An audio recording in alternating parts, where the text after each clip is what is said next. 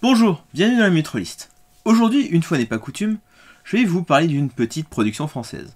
Un jeu de rôle qui a été financé il y a pas longtemps et que je viens de recevoir. Un jeu de rôle qui n'a pas atteint ses objectifs requis pour qu'on puisse avoir accès à l'intégralité des paliers, mais finalement, on les a tous eus. Pourquoi ? Vous le saurez en regardant cet épisode consacré à Calliope. C'est la Minute Rolliste.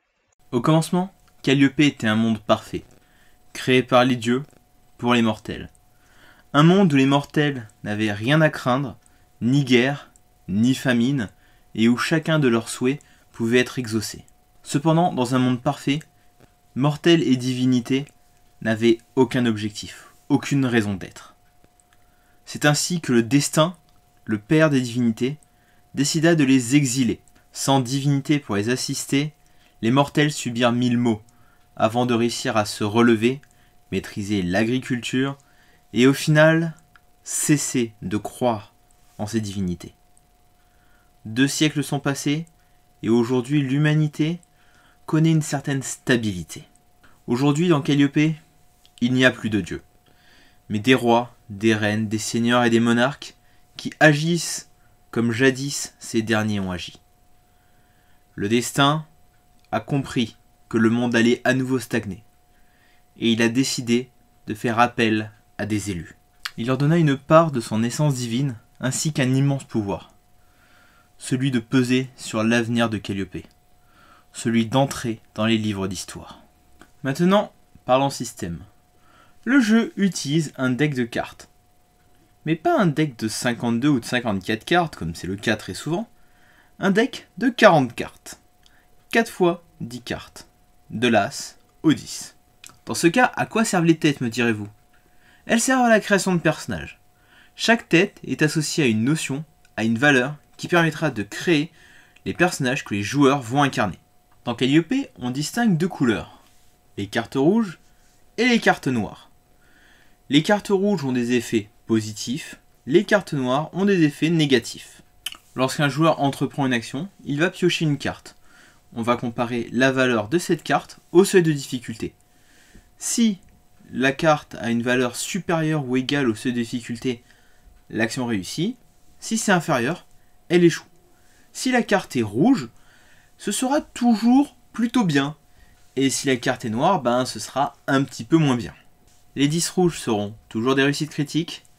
Les as noirs, toujours des échecs critiques. Pour les combats, c'est très simple. Il n'y a que le joueur qui tire. S'il réussit, il inflige des dégâts. S'il échoue, c'est lui qui prend les dégâts. Maintenant, parlons de la gamme. Pour commencer, le livre de base. 300 pages, couverture souple, 30 €. Clair, net, précis. Le premier tiers du livre est consacré aux règles, au système et à la création de personnages. Le deuxième tiers, c'est tout ce qui est background, bestiaire, faune, flore, ainsi que la présentation des diverses villes principales du jeu. Et le troisième tiers, c'est du scénario. 100 pages, 100 pages, 100 pages. J'arrondis. Ensuite, nous avons le deck de cartes officiel Calliope. Un jeu de 52 cartes, tout ce qu'il y a de plus classique, à un détail près. Je vous ai dit tout à l'heure que les têtes servaient pour la création de personnages, que chaque tête était associée à une notion ou à une valeur. Chaque carte de tête a, à côté, noté ce à quoi elle se rapporte. Par exemple, le roi de cœur se rapporte au sacrifice. Du coup, ça permet lors du tirage de ne pas avoir besoin de se référer au livre de base pour savoir à quoi ça correspond. De plus, les 2 cartes de 10 rouges et les 2 as noirs ont la mention échec critique, réussite critique. Ou plutôt l'inverse en fait. Bon, par contre, la tranche des cartes est de la couleur de la carte. C'est-à-dire que quand une carte est noire, sur la tranche ça se voit. Du coup, en regardant la tranche du deck, on peut savoir si la prochaine carte sera une carte noire ou une carte blanche. Ce qui est un petit peu dommage, on peut tricher de cette manière. Bon, oui, d'accord, je chipote. Enfin, nous avons une étrange bourse estampillée Calliope. Pourtant, le jeu n'utilise pas de dés. Alors, que contient cette bourse ? Des compteurs imprimés en 3D. Ces compteurs servent à comptabiliser le nombre de points de vie, de points d'armure et de points de destin de chacun des personnages. Bon, c'est imprimé en 3D, maison, c'est peint à la main, on n'est pas sur une qualité industrielle, mais c'est vraiment une super bonne idée de les avoir fournis. Les cartes et la bourse n'ont pas de prix défini, ils étaient inclus dans l'un des paliers du financement participatif. Le palier a 56 €. On peut supposer que les deux ont une valeur de 20 €, le deck doit sûrement se vendre aux alentours des 10 €, mais je sais pas si la bourse avec les jetons se vendra séparément à 10 €. Chaque mois, des jeux de rôle apparaissent sur Ulule, Kickstarter ou Game on Tabletop afin de se faire financer et de sortir. Pratiquement à chaque fois, nous avons le droit au même palier. À partir de temps, un nouveau scénario est ajouté au livre de base ou au recueil de scénarios qui sera fourni à côté. Calliope n'a pas fait exception. Lors de son financement participatif sur Ulule, il a annoncé un certain nombre de scénarios qui devaient sortir si tel ou tel objectif était atteint. Et finalement, le jeu a mis quand même pas mal de temps à atteindre ses 100%. Et du coup, lorsque les 100% sont arrivés, on a eu l'annonce, tous les scénarios seront dans le livre de base.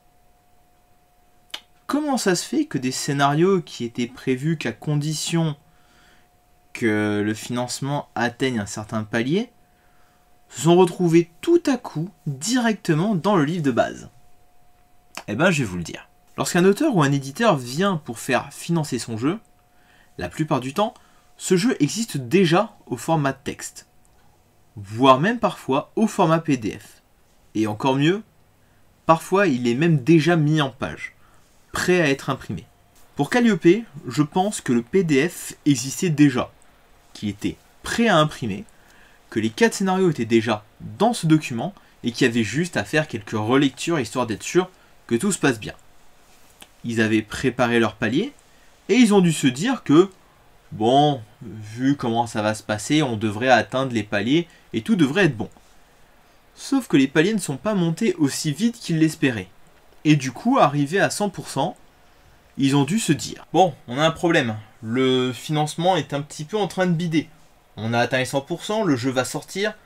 Par contre, il y a peu de chances qu'on atteigne les objectifs pour pouvoir sortir les 2 scénarios qu'on a déjà implémentés dans le PDF. Du coup, qu'est-ce qu'on fait? On supprime les 2 scénarios ou bien... Ah putain, fait chier, j'ai passé des heures à mettre tout ça en page. Oh, et puis fuck, vas-y.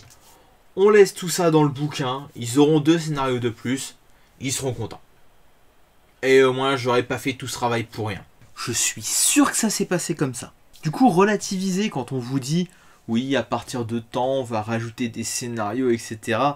Non, c'est pas qu'ils vont rajouter des scénarios, c'est juste qu'ils vont pas les supprimer du fichier qui existe déjà. Du coup, Calliope, qu'est-ce que j'en pense? C'est plutôt pas mal. Déjà, il permet de répondre à une question existentielle. Pourquoi les personnages incarnés par les joueurs dans une partie de jeu de rôle se retrouvent toujours au centre des affaires les plus bordéliques du monde? Le jeu est très bac à sable. Vous avez tout un tas d'informations géopolitiques afin de pouvoir jouer et maîtriser dans cet univers, sans pour autant avoir des chapitres entiers sur le panthéon du jeu. Vous pouvez implémenter n'importe quelle divinité de votre choix selon vos envies, selon vos besoins vis-à-vis de vos scénarios. Vous avez une base de bestiaire, mais pas de caractéristiques. Du coup, vous pouvez très facilement créer et gérer à peu près n'importe quelle situation grâce au livre de base et à ce système narratif extrêmement simple. Peut-être même simpliste. Le système de Calliope est beaucoup plus aléatoire et volatile que la majeure partie des systèmes. Je m'explique. Les cartes ne sont pas là pour savoir si le personnage va réussir ou non une action grâce à ses capacités personnelles, mais s'il va réussir à plier le destin selon sa volonté. Piocher des cartes permet de réussir des actions, ou d'échouer. Mais les cartes sont défaussées une fois piochées. Du coup, si on réussit de nombreuses actions, nous allons causer les échecs de nos camarades. Et inversement, subir des échecs permettra aux autres de réussir. Jouer avec le destin est une très bonne idée. Calliope est un excellent jeu de rôle que je ne conseille pas à tous les meneurs. Je m'explique. C'est un bac à sable. En tant que bac à sable, on a besoin de beaucoup d'informations afin de pouvoir gérer la plupart des situations géopolitiques possibles et envisageables dans cet univers. Et on a ce qu'il faut. On a les détails des villes, les relations, etc., etc. Donc, à ce niveau-là, c'est bien. Mais il faut que le meneur, il prenne ces informations et il se les grave dans la tête. Cependant, il y a suffisamment de liberté pour que le meneur puisse faire à peu près ce qu'il veut. Les divinités n'étant pas vraiment nommées, pas vraiment citées, il peut créer les divinités qu'il souhaite en fonction des scénarios et des besoins qu'il aura.